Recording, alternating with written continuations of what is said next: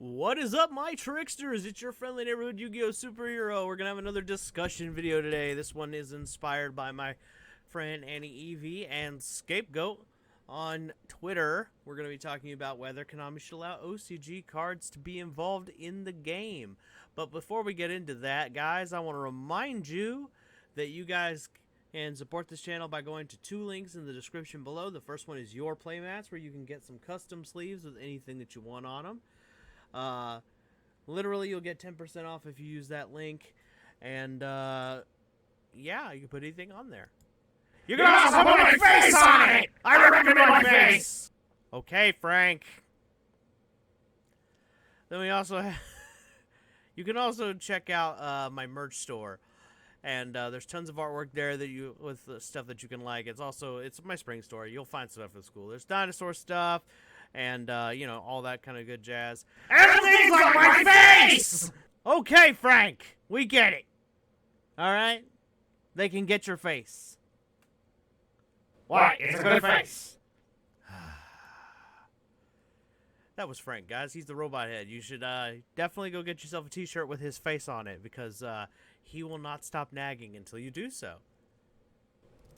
Hey! It's not that funny! I think it's hilarious. Now be quiet while I do this rest of this video. Anyway, guys, let's get into the discussion topic. So, alright, so on Twitter, my pal Annie Evie posted a retweet from Scapegoat, and I threw her opinion in here. She says, I'm still saying we need to start not giving a fuck and just play OCG prints. We have these disgustingly expensive... Whenever we have these disgustingly expensive cards. I am butchering the tweet. I'm sorry, Annie, if you happen to see this. It's the same card and the same game. It's goddamn stupid that TCG Konami doesn't allow us to play the literal OCG cards. Jokingly, of course. Now, I know why she has to put that last part in there, because, like, obviously she doesn't want Konami TCG to come after her, but, like, I'm not really too afraid of it, because what are they going to do? How dare I have an opinion that conflicts with their corporation? Oh, no. But we're going to talk about it. We're going to talk about why Konami won't do it. Now, the big thing why Konami won't do it, there's been a tons of stuff in there. There's, like, oh, the backs are different, and how see-through are your sleeves. Most people don't use very see-through sleeves, though. Like, look at this. You can't see in the behind that. There's no freaking way. Or, yeah, dragon shield sleeves? Are you kidding me? You're never gonna see anything. So that is just an excuse.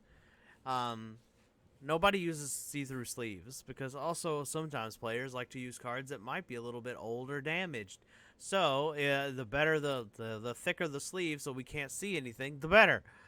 Especially as budget players. Unfortunately, sometimes we have to play with older cards, like our Change of Hearts, for example. Like, none of those are going to be, like, if they've been sitting in a binder, they're still not going to be in the best condition. So, that's just an excuse, honestly. But Konami's, you know, it's Konami. They've done this kind of nonsense before. But anyway, we're going to be talking about, like, let's compare. I happen to have, because I have family members who've traveled to South Korea, so I happen to have a Hitatsumi Giant from South Korea. There you go. You can take a look at that. There's with their lettering on it. And I happen to have a English Yu-Gi-Oh card. I know, shocking. Who'd have thunk it? Especially in the States. All right, so as you guys can see, both of these cards have their, you know, they're about the same thickness. All right, yeah, pretty much the same.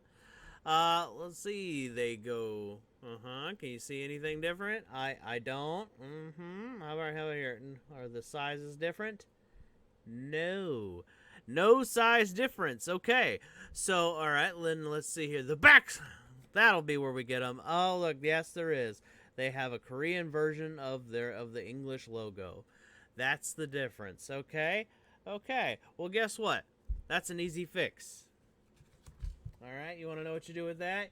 You take two of your playmat sleeves with the custom artwork that you got using my link, hint hint, and you sleeve them up like so. Alright, and alright, you guys tell me now which one's which. Go ahead. I'll wait. Done. Problem solved. Boom. You can't tell the difference. And I just put it, so now I just debunked any excuse Konami has, for any valid excuse they would have to tell you no, that you shouldn't be allowed to use OCG cards. So, just debunked that full on camera for you guys, for the whole world. Now, granted, my camera's practically a potato, but still, it was good enough to show you that. Anyway, there's no difference between those two cards as far as physically speaking. Alright? And the only thing I should have to have is a translation. Look, the truth is, the big reason why Konami won't let you play with these cards is because, as this person points out, the OCG prints of these cards are literally like $5 to $20. Alright? For a card that's worth like $100 right now, and will probably drop somewhere between $50 to $70 once the official release is done. And we're not waiting on, you know, the official drop, which is Friday, for these cards. But the big reason why is money, because honestly, on the secondary market, we would play these cards. Budget players would finally have even playing field with meta players. I mean, you guys know what I'm saying. Like, the meta players who will spend the thousands of dollars to buy a fully, you know, like, I remember when Necros format was out there, we had $1,000 deck. Not even kidding. We had people going into credit card debt, literally, to get this deck. And Splite's looking like it might go into the same route. Granted, it may not be $1,000, but like literally, you could spend $300 trying to get Splite Blue. That's insane. That's absolutely insane. I mean, I can't even justify spending more than $20 on a single card. And the only reason I can even justify that is if I only have to get one copy of said card. It's a reason why I don't have Lightning Storms and Forbidden Droplets and Triple Tactics Talent. That's the reason why I don't have those cards. I mean, literally, I couldn't even get imperms until they printed them in a structure deck. So, there's no way I can justify spending that kind of money. It's ridiculous. And that's the only reason why. Now, because players will, instead of buying packs, they will buy these guys, because literally a playset of these guys is 3 packs. So, you won't buy as many packs. That's why. It's all about corporate greed. They're afraid they won't make as much money, which is incredibly stupid. Because, like, people still want to crack packs open. There's entire channels that their whole thing is opening packs. So, Konami is, like I said, it's all corporate greed. There's no real reason why to tell you no. As I just showed you, literally you throw in a sleeve, you can't tell the difference between them in the thickness. Like, and as far as people say, like, I've heard some other arguments say, like, well, what about people, like, stacking and things like that?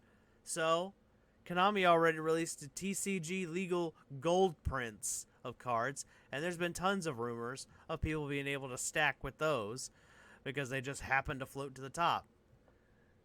Now, I don't know why that is, I don't know how that works, but it doesn't matter. They've already released a print in the game that allows us to legally do that with powerful cards, by the way, might I add. Like, Mystic Mine is a card that comes in one of those prints. So, the reality is, Konami doesn't have a real excuse. Forever ago, I asked a friend of mine who was a Konami judge, and one of the excuses they gave me was artwork. Well, you know what? Also, you know what we have to debunk that? We got this handy little thing called Google. And here's something fun you can do, right? Let's unlock the cell phone. Let's go to Safari, and let's see here. Oh, look at that. Boom. Instant access to Google right there for everyone. Yeah, you see? We can just Google, put it right there in the little search bar. Google, hey, what, you know, the name of the card, and boom, it'll pop up. The Japanese picture will pop up. So there's no excuse. There's literally no excuse. As long as the card is released in the TCG in English, there's no reason why we can't have it in Japanese or Korean or any other language. Konami does let us use foreign cards to a point. They'll let us use Spanish or French or German, which is ridiculous that they'll let us do that. But they won't let us use Japanese or Korean. It's ridiculous. It's stupid. And I'm not afraid of Konami to say that. It is stupid. It is greedy, and to say otherwise is to have put your head in the sand. And I don't care if Konami gets mad at me. It's time to grow up, all right, Konami, and let people use the cards they can afford. You're just being greedy, straight up. And I hope this video gets to one of their board members and they get angry about it. I don't care. It's greed. It's pure, unadulterated greed. That's just why they won't let you do it. It's because, oh, God forbid, a budget player might be actually able to play this game if he has to use a few Japanese cards instead of cards that are printed in here in the States or in Canada or wherever. It's ridiculous. I could rant for days about it, but that's the big reason why, and it is time for Konami to quit being greedy and just let us use Japanese cards. Annie is right. I know Annie might be jokingly saying that, but I am not. I am saying it's time for Konami to grow up and stop being greedy. Anyway, guys, I'm Ben2000 yugioh. If you like this video, give us a thumbs up. And if you're a budget player, tell me what your favorite budget staple is. That's going to be something. If you made it to the end of the video, tell me what your favorite budget staple is in the comments below. Anyway, guys, I'll catch you in the next one. Peace.